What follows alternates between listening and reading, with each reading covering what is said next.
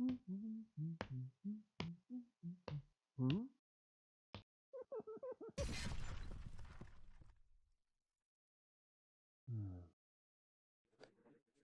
right, this is Frostgrave Ghost Archipelago, Fantasy Wargames and the Lost Isles by Osprey Games. It's the same company that does Frostgrave and some other war games. So this is by the same author as Frostgrave. It's similar, but there are some differences, which I'll go through in this review. And at the end, I'll give you my thoughts and feelings about this game. All right, this is a hardcover book. It's a little over 140 pages, and here's the cover.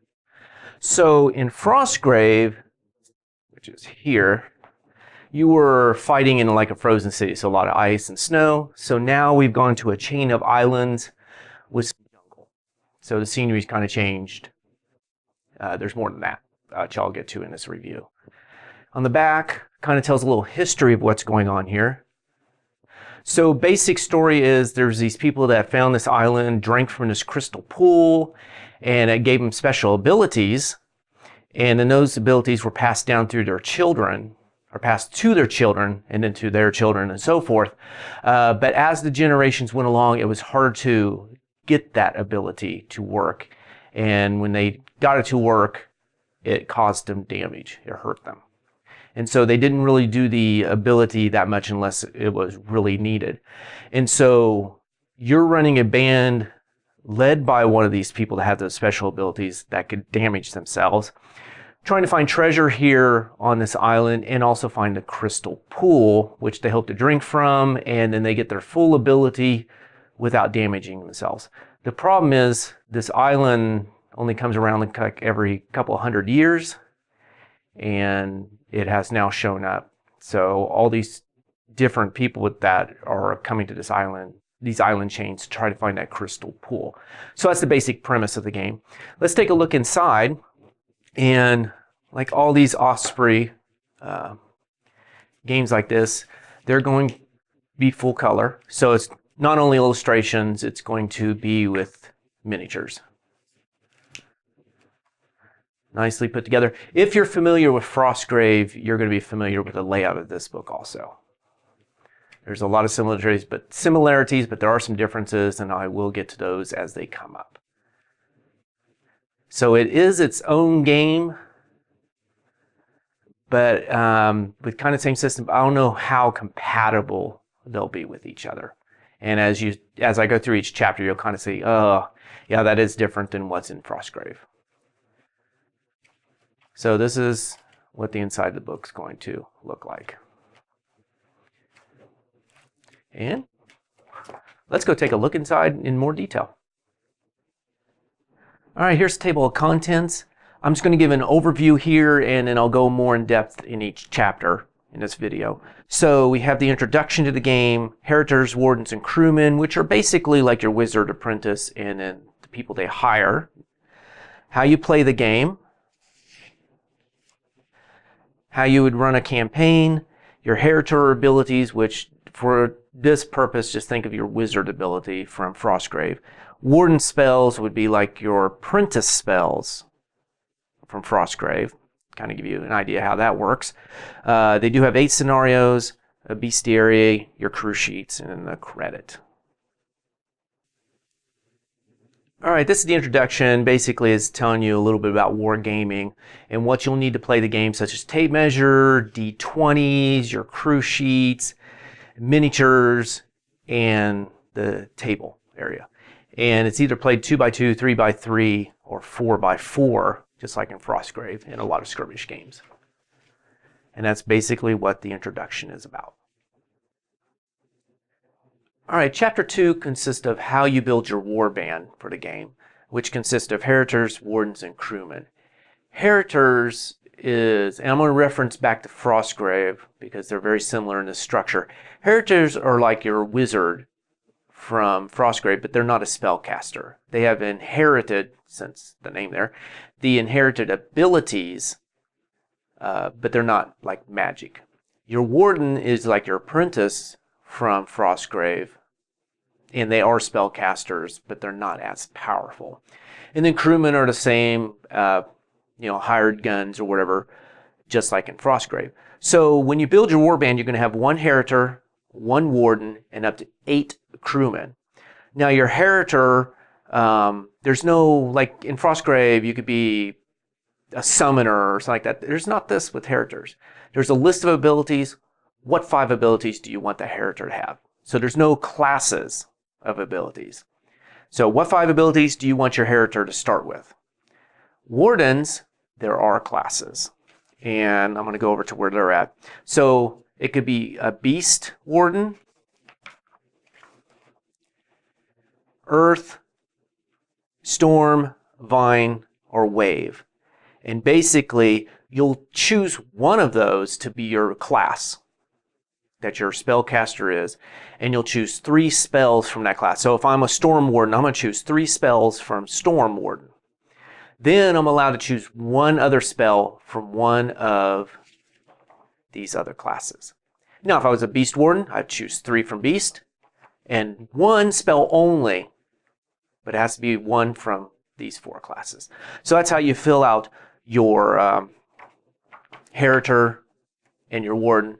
And then you start with standard crewmen, and you have so much, you get these, and then you have so much money if you want to buy specialized guys like with bows or better adventures. Those cost money, and you have so much money to replace these guys. These guys are free. So if you don't want to spend that money on the special guys, you get 8 of these guys. As you buy the special guys, they'll replace the standard crewmen. So that is how you build your warband. All right, chapter 3 is about playing the game, like setting up your table, and then the phases of the game. And in a turn, you'll have initiative, and then you'll have the Heritor phase, the Warden phase, the crew phase. Then the NPCs and monsters get to activate. So when you're doing the initiative phase, we got the Terrier player and the Frog player. I don't have pirates. I have my Frostgrave minis, so I'll use those. And both players are just going to roll a d20. And so this one got a 2, this one got a 15. So the 15's larger than 2, so the Frog player gets to go first. So we go to the Heritor phase. So the Frog player gets to activate their Heritor, and any hirelings, if they want to, within 3 inches of the Heritor can also be activated. They do whatever they're going to do. Now the Terrier player gets to do the same thing. They choose their Heritor and the hirelings and so forth and activate. Now we're back to the Frog. They get to activate their Warden, and up to 3 hirelings within 3 inches that have not activated. They get to do their thing. Then the Terrier player gets to. Back to the Frog. Any crew members that have not been activated this phase can be activated. When the Frog's done, now the Terrier player gets to do it. Then the NPCs and beasts or creatures get to do their stuff. Then we're back to the initiative phase again and roll. And this one got a 15, and this one got a 9. So Frog won again, but let's say the Frog rolled a 5. Now the Terrier gets to activate their Heritor first and do their hirelings. Then the Frog gets to do it. So each turn you're going to roll that initiative. Some of the things you can do is you can move, attack, jump, and so forth. Now, one of the rules is you get to do 2 activations with each model.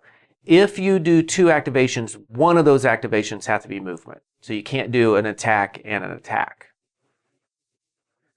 Now, if you do move, and let's say you got a 6-inch move, the figure moves 6 inches. If it wants to move again, it can only go half that distance, which is 3. So it gets 3 more inches for 9. That's the thing with double move. The second move would be half the normal distance it can go. There are some things with stat rolls. So Mr. Frog here wants, and we're going to pretend like, now we'll just use this. This is a rock. And there's something underneath that rock that a frog wants. And there's sometimes scenarios will tell you something like this. What he's going to do is he's going to add his fight, his stat of fight to this roll. And he's trying to get, let's say, a 12. He needs a 12 or higher to move that rock. So rolling this, he gets a 4 plus 1 is 5. Not enough, didn't move the rock. 14 plus 1 is 15. 12 or higher, he's able to move the rock. So there are some stat checks like that. Maybe a will check. goes through if you're moving through terrain, jumping, and so forth. Now, combat is exactly the same as in Frostgrave. So how that works is these two are in melee. Frog activates. He says, I'm going to attack Mr. Terrier here. So they're going to get their dice. We're going to just keep it simple. 1, 2. Fight 1, fight 2. So this one's going to add 1. This one's going to add 2. And we got an 11, 2, because plus 1. That's a 10. 10 plus 1 is 11. 18 plus 2 is 20. The frog got the higher total. Just get rid of this. Pretend like it never even rolled. Now we take the frog's total of 20. Subtract his armor. Maybe it's an 11. We'll just keep it simple, 10. So 20 minus 10 does 10 damage because he has 10 armor. So take the total, subtract their armor. That's how much damage they take. If it's equal to or higher than their total hit points, they're taken out of the game. Let's say he has 12 hit points. He has 2 hit points left. So if he gets hit again for at least 2 points of damage, he is taken out of the game.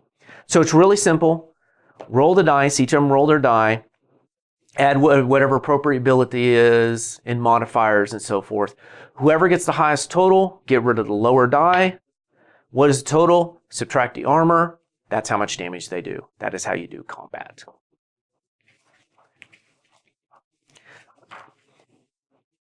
I'm trying to get to this. Now, before I get to the Heritor abilities, I wanted to go to spellcasting.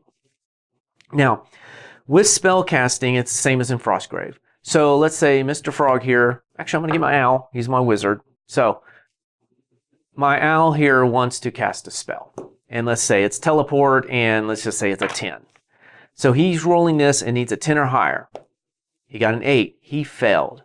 So the spell's not going to go off. I'll come back to what could happen here. Let's say he rolled a 14. That's 10 or higher, he's able to teleport as the rules state.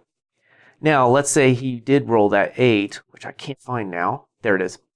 He failed by 2. He has a couple of choices. He can go, all right, I failed, so I can take the damage. Depending upon how much you fail by, you automatically take damage. Or he can go, well, I'm only 2 away. Let me take 2 damage, so I lose 2 hit points just like he got hit. Say he hit him and did 2 damage to him. He takes 2 damage. That spell can go off and activate. So that spell casting is the same as in Frostgrave. This is what's different. Your Heritor does not cast spells. He has little special abilities he can do. And the ability, I keep wanting to say spell, but the ability tells you when you can activate it. And what's neat about this is it's not during Heritor's activation is the only time he gets to do it. He can do it on any model's activation, friend or foe, if the ability allows the Heritor to do it. So let's say it's like catch arrow, the opponent shoots at him, he gets to activate that ability. But there's some others that are different, and I'll show you those in a minute. But that's the special thing that's different about this game is the Heritor can activate even on the opponent's turn if the ability will allow them. Now, just like spell casting, there's a target number. Now I'm going to get to this here, which you can see this chart right here. Let's say it's a 5. He needs my Heritor here, which is I'm just going to say it's my Mr. Frog here. So Mr. Frog is trying to do some ability of his on the opponent's turn. He's got a 1. So this is the first time he's trying to activate that any of his abilities. Not that one ability, any of his abilities. There's no modifier to the roll. So he needs a 5 or higher. He rolled a 15. Boom, the ability goes off. Done. If he rolled less than that, there's no empowering. The ability does not go off. And every time you try to activate one of these abilities, you automatically take 1 damage. If you fail, you take 2 additional damage for 3 total damage. Now, let's say he wants, later on, he wants to do another one of his abilities. That same turn, we haven't gone to next initiative. Boom. Now it's +3 to that target number. So now instead of 5, we're looking for an 8 to get that ability to go off. Failed. He takes 1 damage for just trying to do the ability, and because he failed, he takes 2 additional. And he cannot empower it, it has failed. If he wants to try a 3rd time that turn, now it's 6 more. So now he's looking for an 11. And, oh, got it, an 11. So the ability goes off. He still takes 1 damage because he tried to activate that ability. And so basically they can only do like about 6 times each turn. But they can do it on their turn or the opponent's turn, depending upon the ability.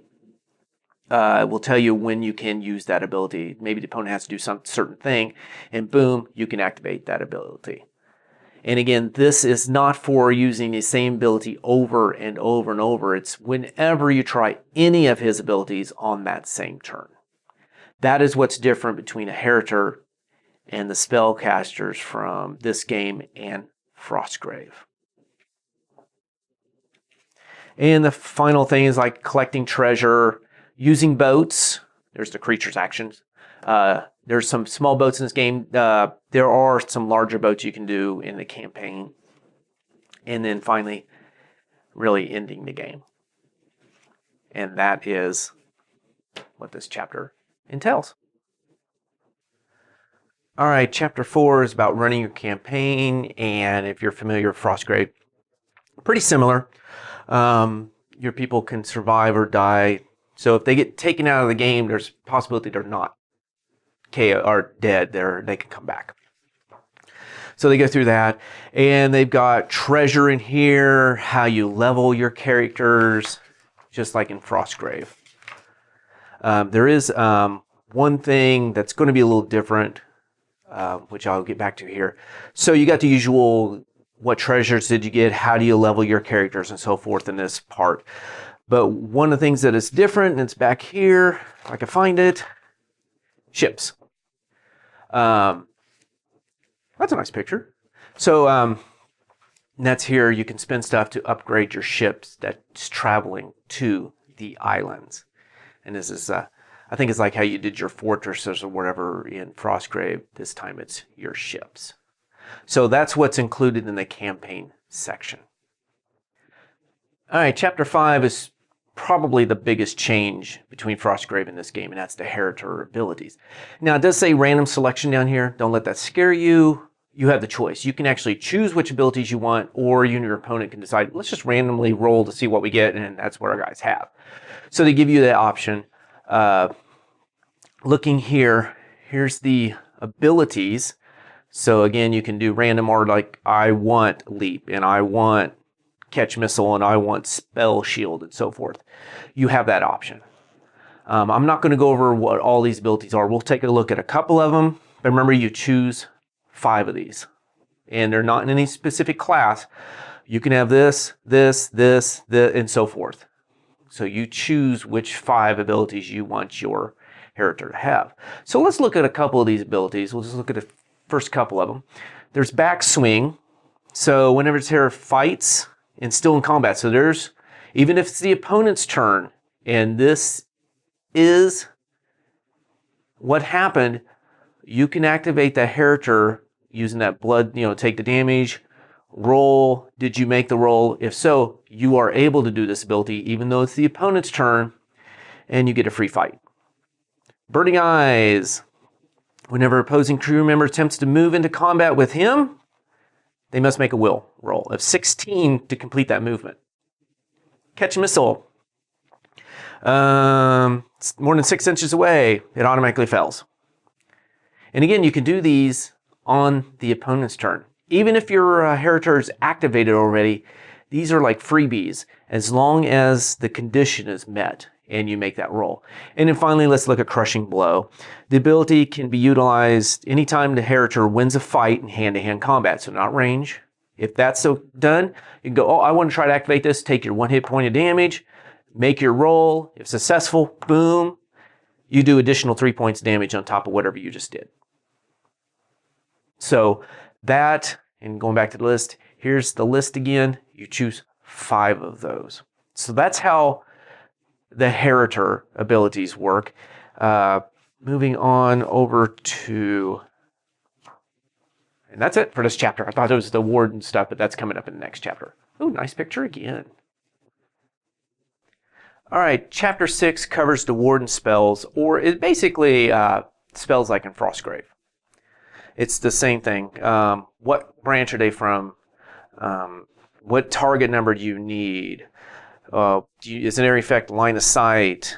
And so forth. So let's go take a look here let's look at some of the Beast Warden spells. So looking a little closely here, Beast Warden, that tells you what class it is.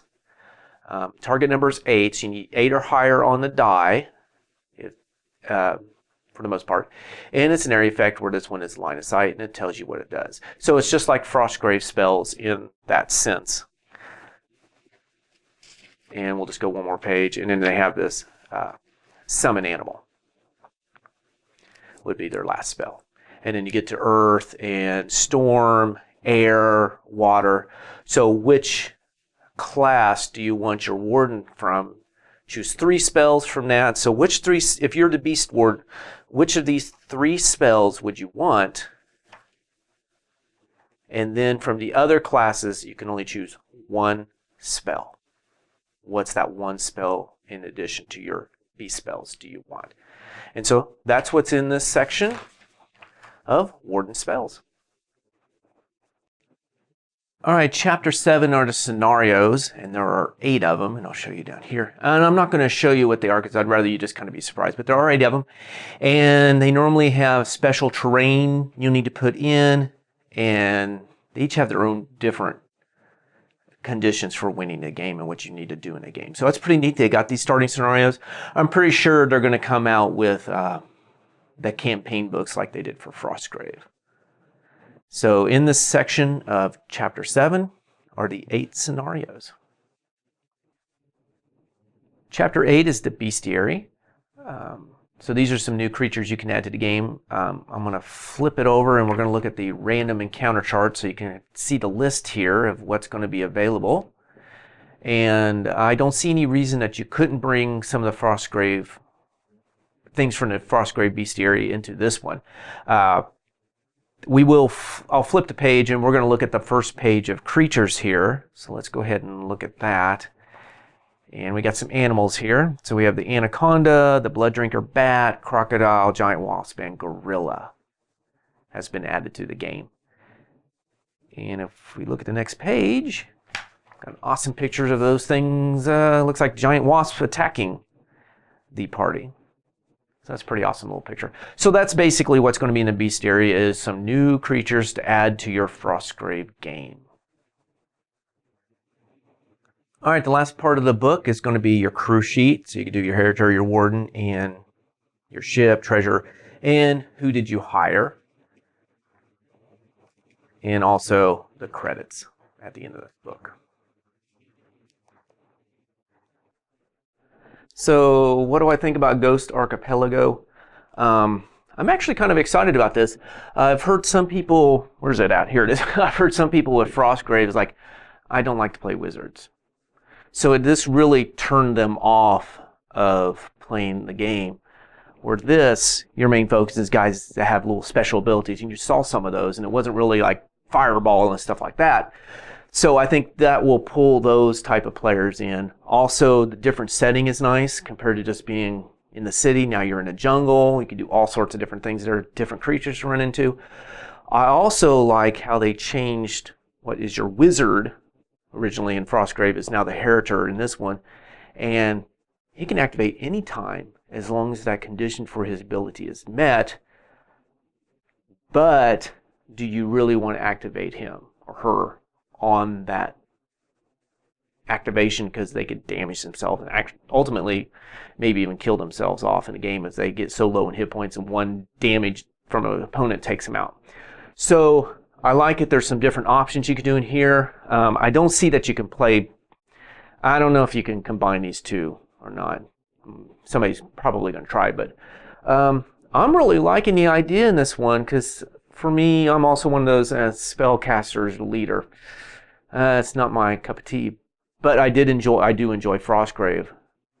This one, might be pointing more towards, because the caster's more in the background than in the forefront, and you've got these guys running around. So I would suggest, if you like Frostgrave, play this. I think you're going to like, you can switch between the two. I think you're going to enjoy it.